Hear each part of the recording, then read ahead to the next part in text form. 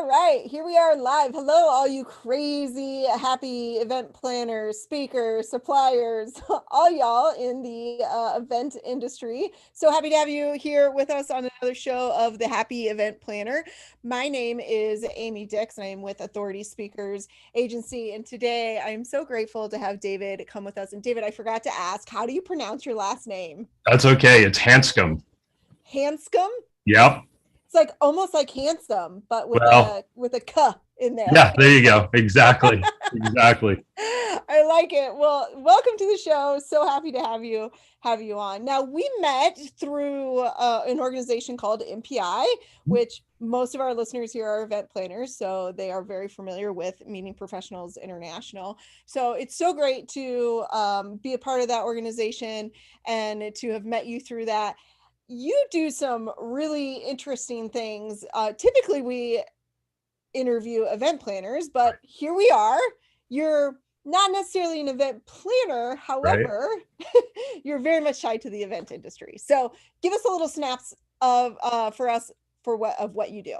Absolutely. Well, thank you for having me on. And I think it's great to kind of be a part of something like this because we do interact with event planners so often. And so it's nice to have an opportunity to talk a little bit about, you know, our side of things. So for me, I started actually being a DJ back on the radio and found out really quickly that you don't make a lot of money on radio and you can't, I'm sort of dating myself, but you can't pay your bills with CDs. So I had to get out of that business because that just wasn't working for me. So I was introduced to the world of private events and corporate events and things like that. And I just really loved it. I've often said that I think if I was to be reincarnated, I want to be like a game show host, like Bob Barker or somebody like that, just because I love the interaction with people. I love the spontaneity of just, you never know what's going to happen. You always have to be on your toes.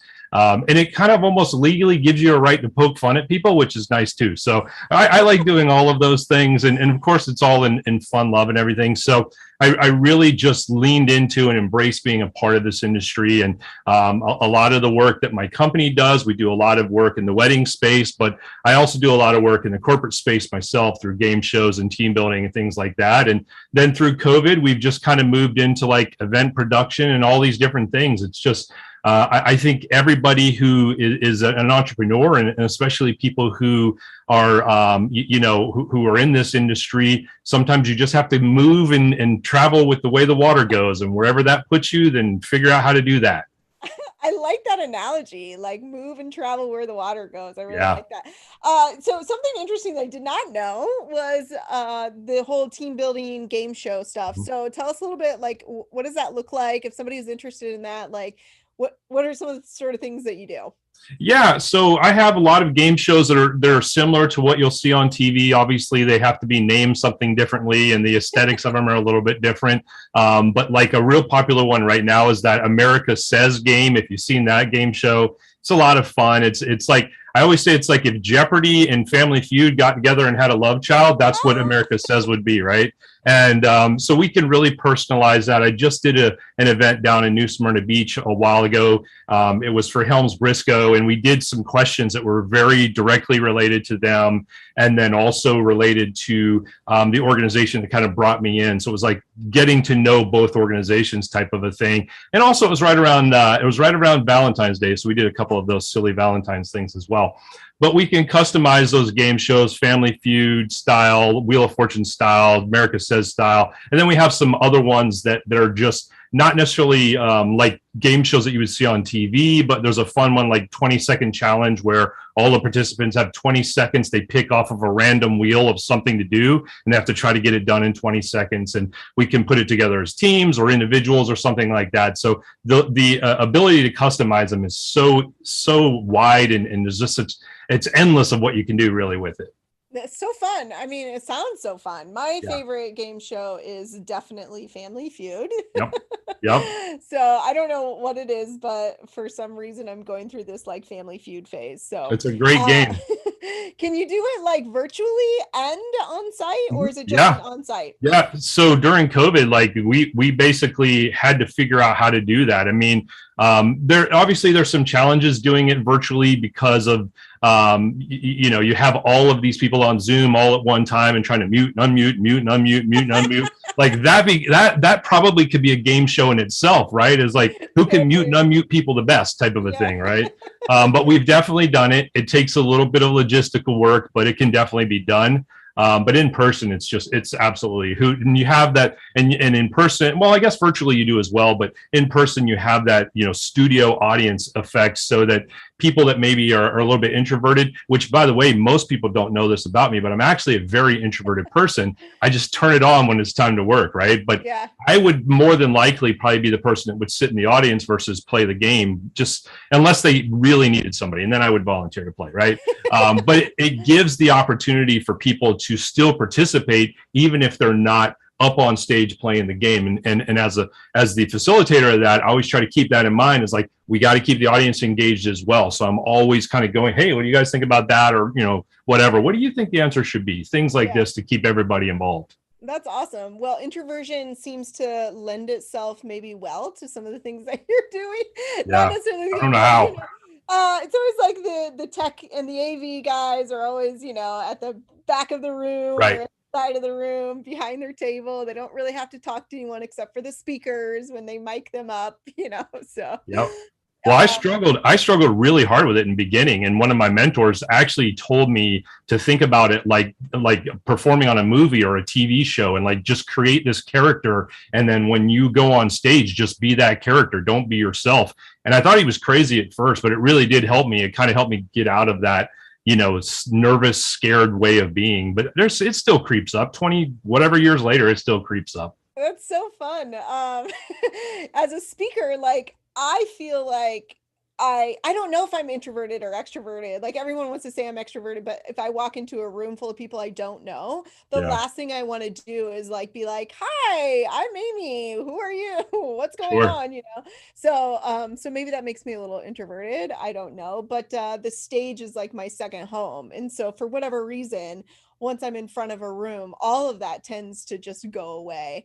And so I love the idea of like creating this character for yourself, and you just like step into your character. I think it's really good advice for a lot of people who struggle with the same thing. And I don't even want to say struggle, because I feel like people think that introversion is a bad thing, and it's really, it's not, That's a great point. Yeah. I'm trying to think of the name of the book, but I interviewed somebody on my podcast, I think it was on the Unlocking Happiness show. But anyway, he wrote a book on introversion, and it was so great because we talked about how it's such a strength. Like, it needs to be stopped being looked at as a weakness and needs to be looked at as a strength. And how can you kind of leverage that strength? And then he went on to write a book called The Corporate Introvert. But I love it.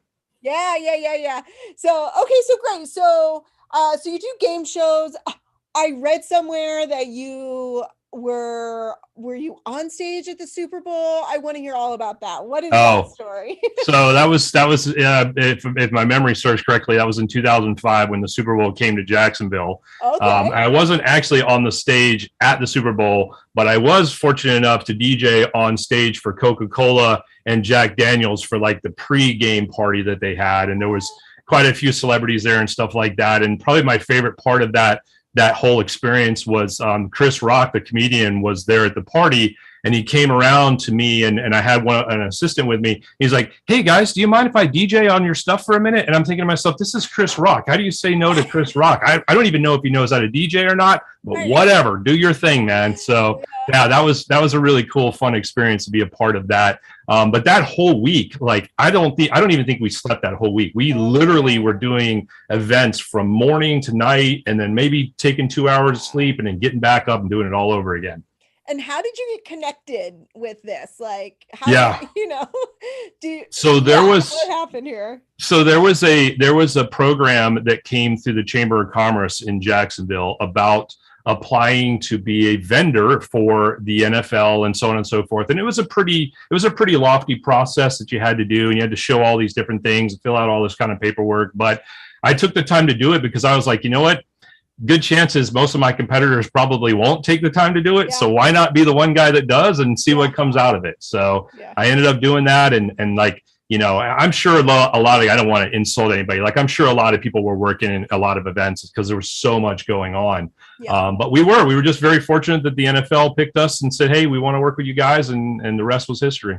Awesome. So do you do like full AV stuff, or like for events, or are you just doing like the entertainment? Like, help me kind of draw this picture. Yeah, so pretty much. So Vidant Company, which is the name of and we call it like a boutique hybrid and event production company, or hybrid and in-person event production company. So we'll handle anything that has to do with producing the event from behind the scenes. Usually we'll partner with another company who will bring out like the screens and all of those other projectors and all that other stuff.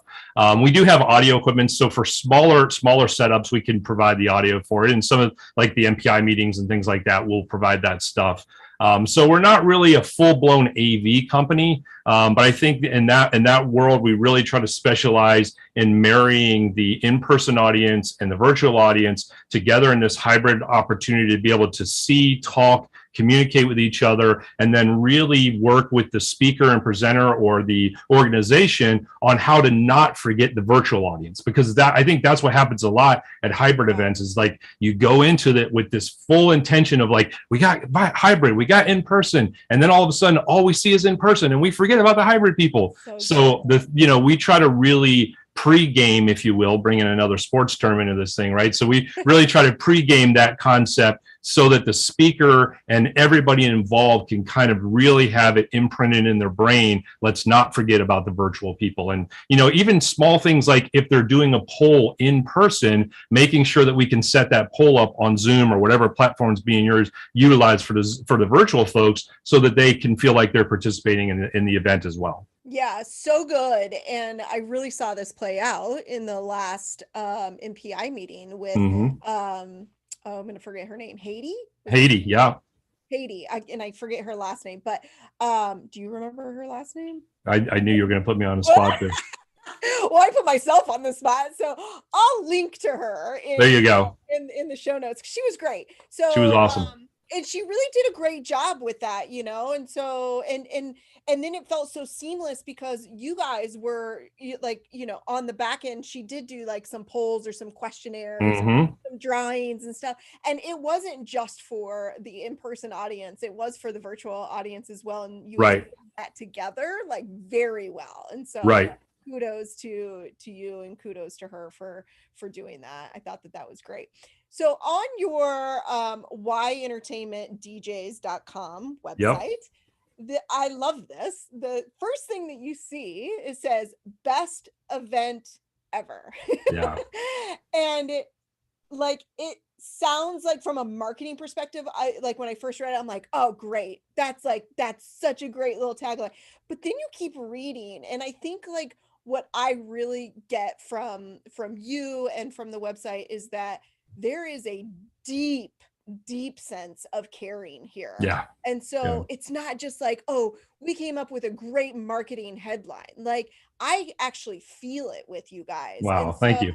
Yeah, absolutely. And just through what other people say. And so I just want to honor you for a moment for that, because a lot of times I think in business, people are just checking boxes, and it feels like, although you do check the boxes to make sure that it's organized and it's a great event, that the biggest box to be checked is like, we care. And so just wanted to honor and celebrate. Well, there is a very small, and I can try to condense this as small as possible, and hopefully without getting too emotional about it, because there is a real serious reason behind that. I really, all through high school and when I was younger, my whole goal in life was to play pro sports. Like, that's everything I prepared my entire life for. And in between my junior and senior year, I had to have reconstructive surgery on my left ankle because I was just born with very sloppy ligaments and tendons and all that stuff in my ankles.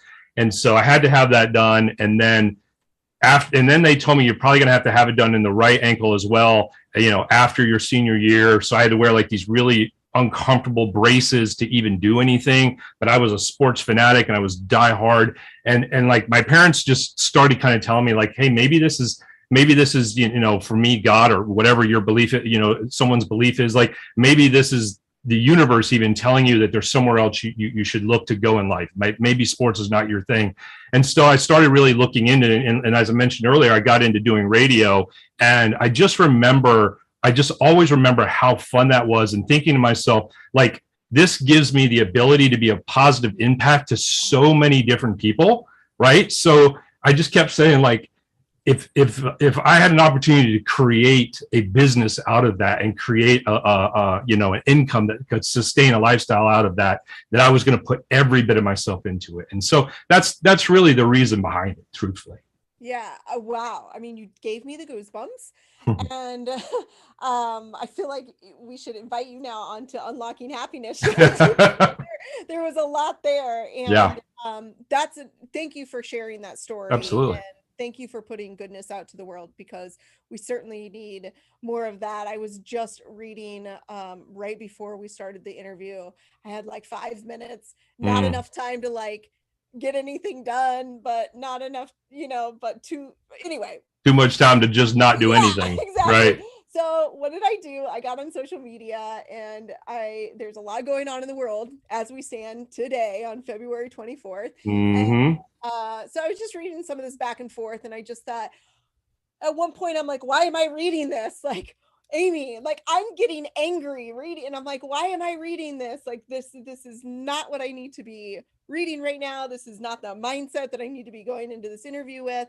And there's way more good in the world that I can be like consuming right now than this back and forth argument between two individuals on social media. So goodness.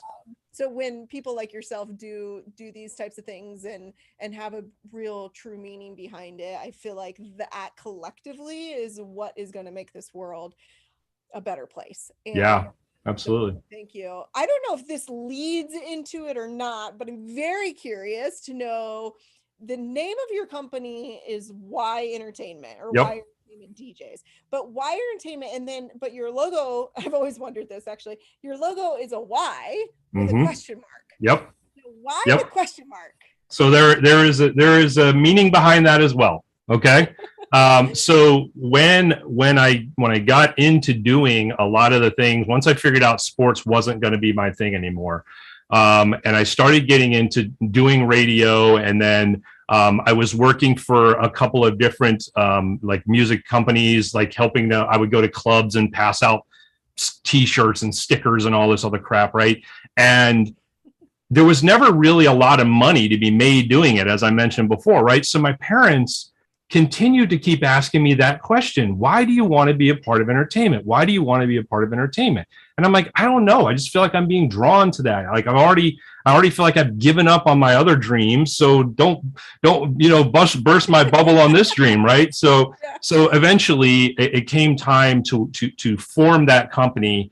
Because I was growing beyond just myself doing stuff, and I had other people working, and I didn't really want to call it like David Hanscom Entertainment or anything like that, just because, well, like if I ever wanted to sell it, like it's not going to be worth anything if I'm not a part of it anymore, so to speak, right? Like you change the name or whatever.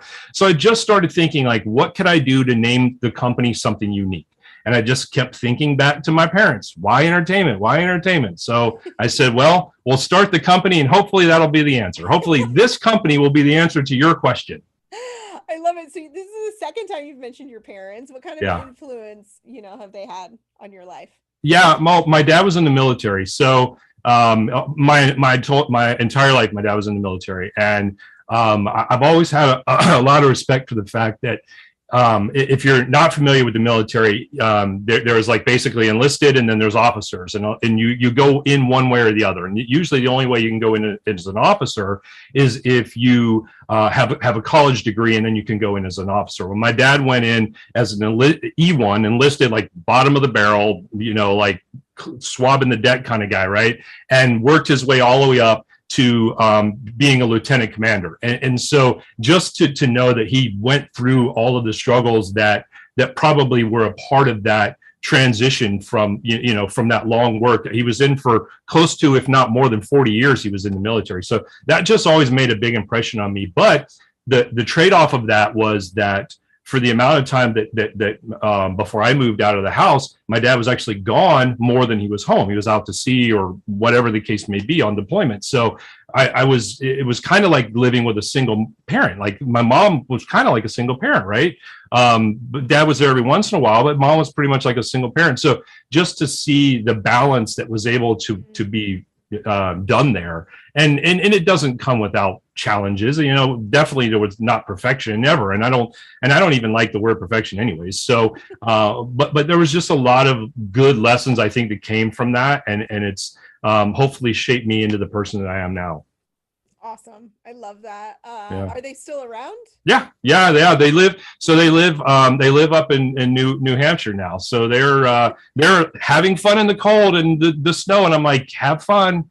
I won't be there anytime soon. Although I'm a diehard Boston Red Sox fan, and I know that might turn off half of your listeners, and I'm sorry if it does, but I'm a diehard Red Sox fan. So I do go to Boston at least once a year, and I'll usually have lunch with them or something like that when I do. Yeah. I like it. Hey, everyone has a right to be a fan of whoever they're a fan of, right? There you go. Why Boston Red Sox? Like, why are you a fan? Well, my dad's actually from that up that way, from Foxborough. When I was really young, we lived up there for a little while, and I've just always, baseball was my sport of choice. It was either baseball or basketball. And so I just fell in love with baseball. I fell in love with Fenway Park, and I can remember going there so often, and it made a big impression on me, and it's stuck with me all these years. Yeah. I mean, when we're at certain ages, well, I don't know, probably throughout our life, but we're at certain ages, there's like things that influence you more as a child than it will as an adult. So Absolutely. Were you a child though when you were? Yeah. Oh yeah. I was very young, but I've just gone forever. And then when I grew up and moved out of the house and all of those kind of things, like I still made it a point to go up there every year and just go to at least one game just to be in that environment. And there's just something rejuvenating about that. And I actually in 2018, I went there for the World Series because I was like, you know what, this may never happen again in my lifetime. I've never gone to the World Series. It's being played in Fenway Park. I'm going to go. Yeah. And wouldn't you know that the night that I went, it almost got rained out. And I was like, I literally drove overnight, 18 hours to get here. I paid a gazillion dollars for my ticket.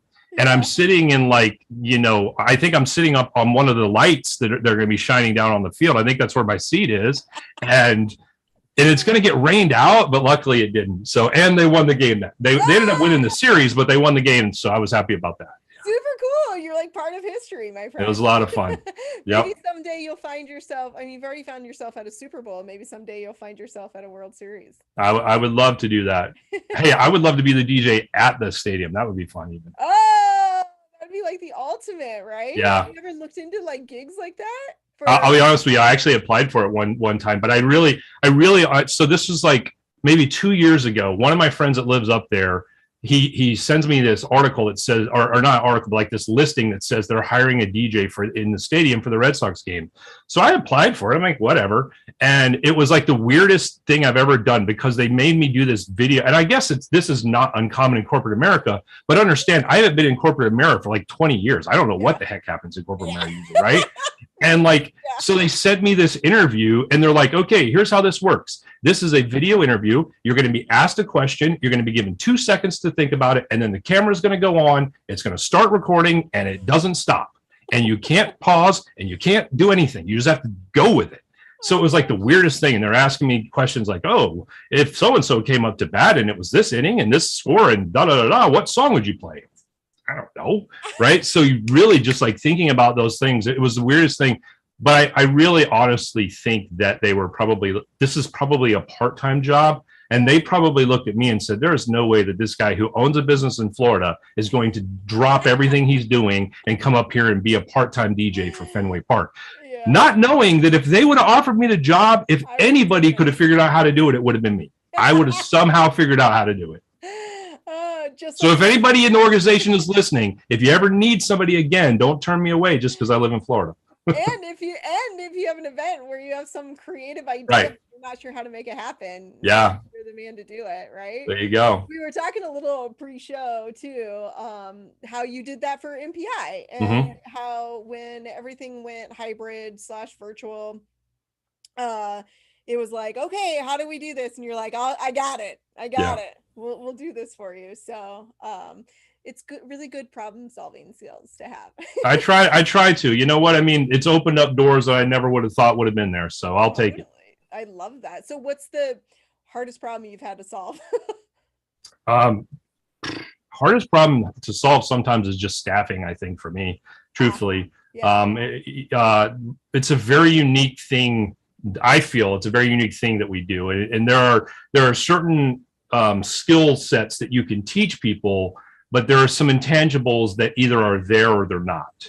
And it's a hard like tightrope to walk sometimes, because somebody might have all the skills in the world to do the physical aspect of the job, but just not having those personality understandings. I mean, anybody who works in this industry knows that we deal with the sweetest, nicest people in the world over here to the most drunk, obnoxious, why are you Yeah. even still here people world over here, right? And it's this whole spectrum of people, and depending on the type of event, it's this whole spectrum of emotions. Like at a wedding, like these people have all these emotions that they didn't even know they were going to have, and you're like, this is old hat to me. I do this every week of my life, but to them they're like, oh, what do I do, where do I go, right? Yeah. And they're all over the place. And that's much easier to deal with than somebody that's had one too many drinks and doesn't understand that it's time to go home.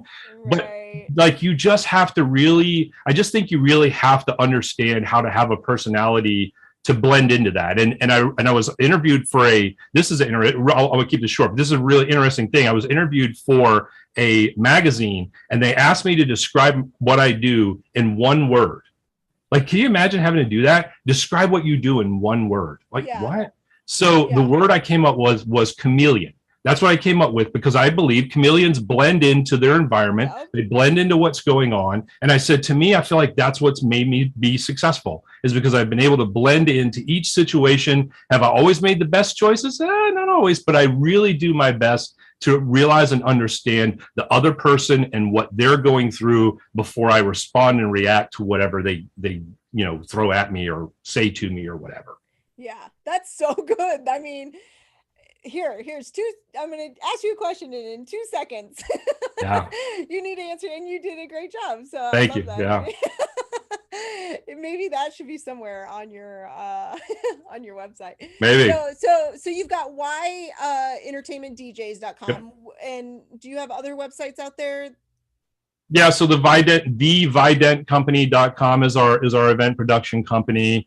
And then I host a couple of different podcasts. So one of them is called Wedding Business Growth, and it's really mostly for like entrepreneurs that are in the wedding space, albeit whatever they do, photography, videography, things like that. And then I have one called In the Queue podcast. It's really just geared towards DJs. So Awesome. So yeah. check all that out as well. And if they want to connect with you directly, how can they do that? Just anywhere on social media at David Hanscom. I tried to keep that as simple as I could. The only place, and I'm still bitter about this, by the way, the only place that I couldn't do it on was on LinkedIn, because there's some doctor that apparently has my name. Like I didn't think there was anybody else that had my name, but apparently there's this famous doctor that's clearly more famous than I am. So if you go to LinkedIn, you have to put the David Hanscom, which I think is very obnoxious and almost like arrogant to put, but I couldn't think of anything better. So I just put the David Hanscom, whatever, and it worked out. But everything else is at David Hanscom on social media. Well, at least he's a doctor and not Yeah, like a exactly. prisoner Yeah, at least it's not like a serial killer or something like that. You don't want to get confused with those guys. Exactly. Exactly. Well, it's been awesome talking to you. I have one last question for Sure. you. If 2 seconds and then you can go. No, is if you were to describe a happy event planner in one Mm-hmm. word, what word would you use? In one word, One a word. happy event planner in one word. Oh, satisfied. Oh, I'll take it. That's so Yeah, good. That's so good. yeah. I think I don't know. I think I could have come up with something better, but I'll go with that. But I put you on the spot, so yeah. Or how about wowed? I like this better. Wowed. Oh, there you yeah, go. I like that better. You have the right to change your answer. Awesome. David, thank you so much for being My pleasure. on Happy Event Planner. It was so fun talking to you. And we'll be sure to link to your contact information in the show notes. And if anyone needs some great entertainment around there, I should mention this too. Are you just local to Jacksonville? No, anywhere. Right, anywhere. Yep. So if anyone's looking for a great DJ, some great entertainment, be sure to contact David. David, thank you so much. Thank you.